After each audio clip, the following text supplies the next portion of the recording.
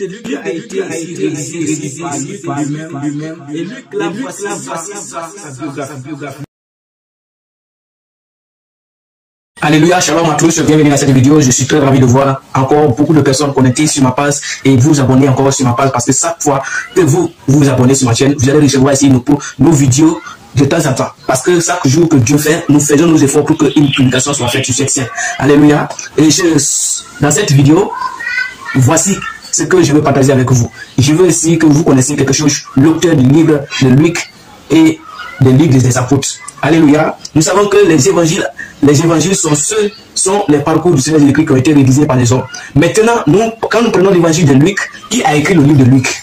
Ici, dans cette vidéo, vous allez connaître ici l'auteur du livre de Luc, qui a écrit le livre des Actes des Apôtres. Nous allons encore voir ceci. Alléluia. Mais avant de commencer, s'il vous plaît, abonnez-vous sur cette chaîne. Que Dieu vous bénisse. Le livre de Luc a été ici réalisé ici par Luc lui-même.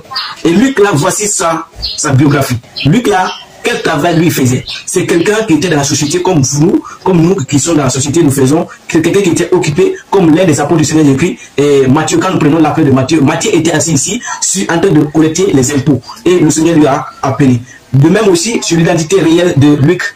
L'identité réelle de Luc qui a écrit ici le livre, les deux livres là, le livre de Luc et Actes des Apôtres. Parce que ici, le livre de Luc est la suite des Actes des Apôtres. Donc c'est la même personne qui a écrit ça. Donc Luc là, on va essayer ici de voir qui il était. Luc était ici un non-croyant. C'est dans le ministère de l'apôtre Paul que lui, il s'est converti. Et il s'est renseigné depuis le commencement. Il s'est renseigné sur Jésus-Christ depuis le commencement jusqu'à le temps présent. Maintenant, qui est ce Luc là? Luc était qui avant d'accepter la parole de Dieu, l'évangile? Luc était qui?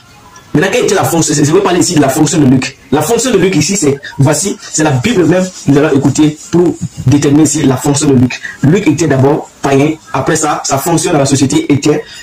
Nous allons lire pour comprendre sa fonction. Colossiens chapitre 4, le verset 14. Luc, le médecin bien-aimé, vous salue ainsi que Damas. Alléluia. Ça veut dire que Luc ici, c'était un médecin.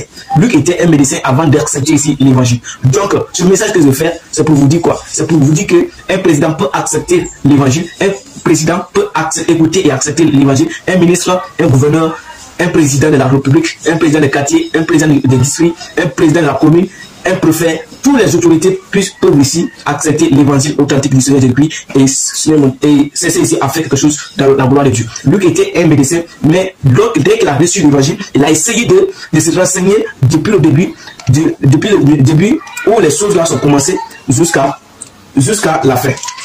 Et retenez que Luc était un disciple de l'apôtre Paul.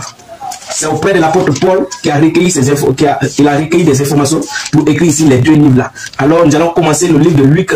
Qu'est-ce que Luc nous raconte ici? Alléluia. Dans le livre de Luc, chapitre 1, le verset 1. Il dit, plusieurs ont entrepris de composer le récit des événements qui se sont accomplis par nous. D'après ce que nous avons transmis à ceux qui ont été témoins oculaires dès le commencement et qui sont devenus des serviteurs de la parole. Alléluia. Lui qui est en train de dire ici, depuis le commencement, ça veut dire que lui n'était pas ici un juif. C'était un non-juif. Son identité d'abord, c'était un non-juif.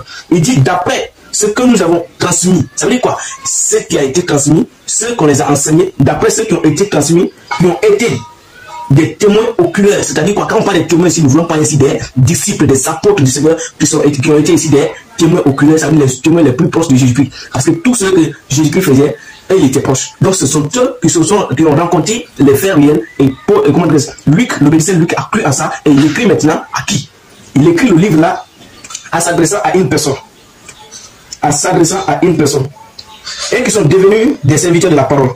Il m'a donc paru bon à moi aussi.